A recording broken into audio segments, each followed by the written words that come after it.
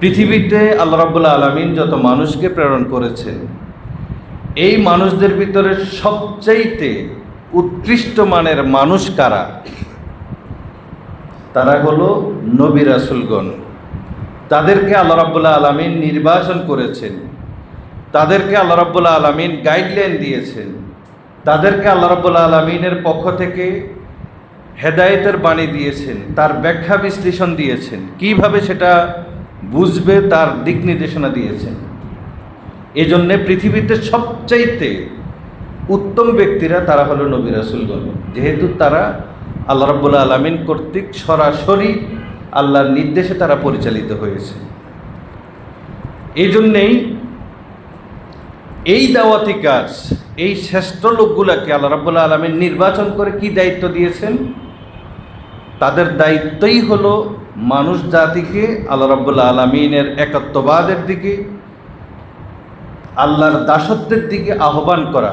মানুষ যেন মানুষের দাস না হয়, মানুষ যেন আল্লাহ রাব্বুল আলামিনের প্রকৃত দাসত্ব স্বীকার করে, তার ইবাদতে, চলাফেরায়, কর্মকাণ্ডে, আখলাকে, চরিত্রে, সর্বক্ষেত্রে মানুষের দাসত্ব না করে আল্লাহ রাব্বুল আলামিনের যেন দাসত্ব করে।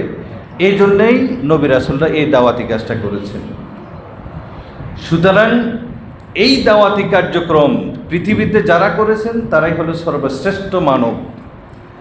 এই দাওয়াতি কাজটা আজকে আমরা উম্মতে মুহাম্মদী হিসেবে আমরা পরিচালনা করছি।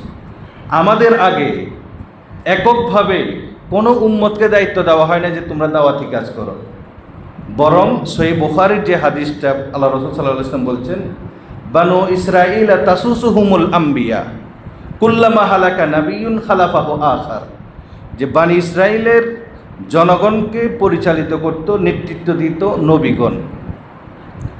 যখনই কোনো একজন নবী মারা যেত, তার স্থানে আল্লাহ রাব্বুল আলামিন আরেকজন নবী সেখানে তৈরি করতেন। তার মানে দাওয়াতি কার্যক্রমের জন্যে প্রত্যেকটা গোত্রের জন্য নবী রেখেছেন। কিন্তু উম্মতে মুহাম্মাদী আমরা যারা আছি, আমাদের রাসূলুল্লাহ সাল্লাল্লাহু আলাইহি ওয়াসাল্লামের ইন্তেকালের পরে, উনি মারা যাওয়ার পরে এই দাওয়াতি কার্যক্রমটা পরিচালনার জন্যে শুধুমাত্র আর কোনো নবী আসবে না, এই উম্মতদেরকে দায়িত্ব দেওয়া হয়েছে। সুবহানাল্লাহ। এই দাওয়াতের কার্যক্রমের দায়িত্বটা আমরা পাওয়ার কারণে আমরা হয়ে গেলাম সর্বশ্রেষ্ঠ জাতি।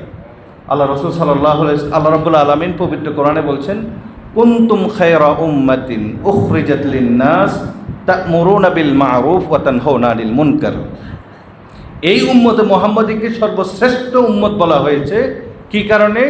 যে তোমাদেরকে দুইটা দায়িত্ব দেওয়া হয়েছে, তা'মুরুনা বিল মা'রুফ ওয়া তানহাউনা আনিল মুনকার, কল্যাণকর কাজে মানুষকে তোমরা দিক নির্দেশনা দিবে, মানুষকে নির্দেশ দিবে, আর অসৎ, অস্বাভাবিক, শরীয়ত পরিপন্থী কর্মকাণ্ড থেকে তোমরা বিরত রাখবে। এটাই হলো আমাদের শ্রেষ্ঠত্বের মূল কারণ।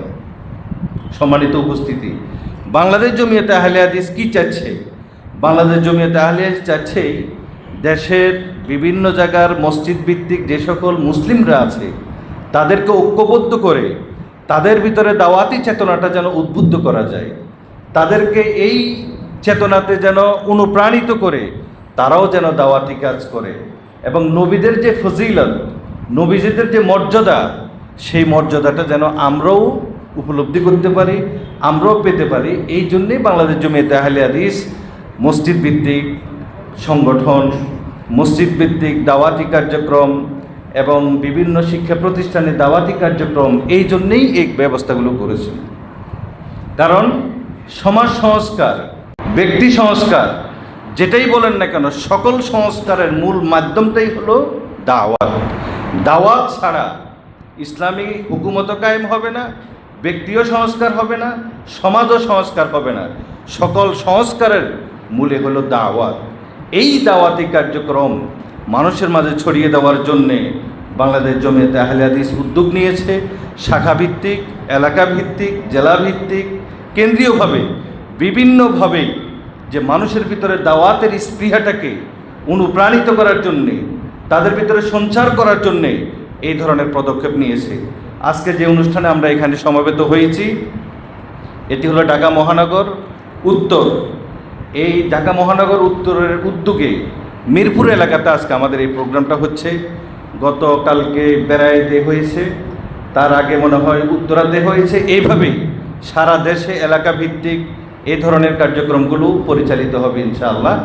তো আমাদের ভিতরে অনেক সময় একটা প্রশ্ন থাকে যে বাংলাদেশে এতগুলো সংগঠন থাকতে, ইসলামী সংগঠন থাকতে, যাদের বিশাল বিশাল কর্মসূচি, রাজপথে কর্মসূচি, আমাদের কার্যক্রমটা কি, আমাদের কর্মসূচিটা কি? সম্মানিত উপস্থিতি, এই বিষয়গুলো নিয়ে আমাদের আজকে প্রধান অতিথি উনি আমাদের মাঝে আছেন, উনি আরও বিস্তারিত আলোচনা করবেন। আমি শুধুমাত্র একটা কথা বলি, সেটা হলো সালাফি সংগঠন, সেটা জমিয়তে আহলে হাদিস হোক অথবা অন্য সংগঠন হোক, সালাফি সংগঠনের সবচাইতে বড় দাওয়াত যেটা, আমরা মানুষকে আমলের আগে তাওহীদের দাওয়াতটা আমরা সর্বপ্রথম দিই। আকীদা সংশোধনের দাওয়াতটা আমাদের হলো সবচাইতে সবার আগে, আমলের দাওয়াত পরে, আকীদা সংশোধনের দাওয়াতটা হলো আমাদের সবার আগে।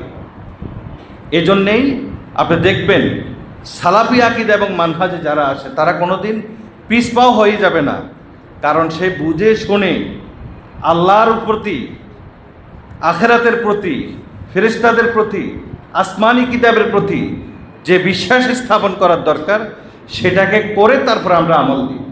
আর আমাদের দেশে তো অনেক সংগঠন আছে, আপনাকে এত ফজিলত দেখাবে, এত আমল দেখাবে যে প্রথমে গিয়ে আপনার আমল শুরু হয়ে গেছে। কিন্তু এটা সালাফি আকীদার মানহাজ না।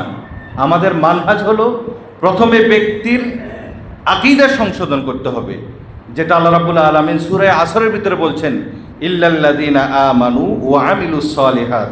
আকীদা সংশোধন হবে, তারপরে হবে আমল। আকীদা সংশোধন ছাড়া যদি হাজারো আমল করে, এই আমলগুলো সব বাতিল হয়ে যাবে, যেটা আল্লাহ রাব্বুল আলামিন বলছেন, ওয়া কাদিমনা ইলা মা আমিলুহু মিন আমালিন ফাজআলনাহু হাবাআম মানসুরা। ধূলিকণার মতো সেই আমলগুলো উড়ে যাবে যদি সেখানের ভিতরে আকীদার যদি সমস্যা থাকে। এজন্যেই বাংলাদেশ জমিয়তে আহলে হাদিস আমাদেরকে, যে মানুষকে আকীদা সংশোধনের কার্যক্রম সর্বপ্রথম করবে, তারপরে হলো আস্তে আস্তে আমলের শিক্ষা দিবে। এইভাবে করে আমরা আমাদের সাংগঠনিক কার্যক্রমগুলো পরিচালনা করব। আল্লাহ রাব্বুল আলামিন আমাদেরকে, আমরা যেন আমাদের এই সংগঠনকে এবং সংগঠনভুক্ত সকল লোকদেরকে তাদের আকীদা আমল ইসলাহ করে তারাও যেন দাওয়াতি কাজে, সঠিক আকীদা এবং মানহাজের দাওয়াতি কাজে তারা ছড়িয়ে পড়তে পারে। আল্লাহ আমাদের সকলকে সে তৌফিক দান করো। আল্লাহুম্মা আমিন। ওয়া আখির দাওয়ানা আলহামদুলিল্লাহি রাব্বিল আলামিন। আসসালামু আলাইকুম ওয়া রাহমাতুল্লাহ।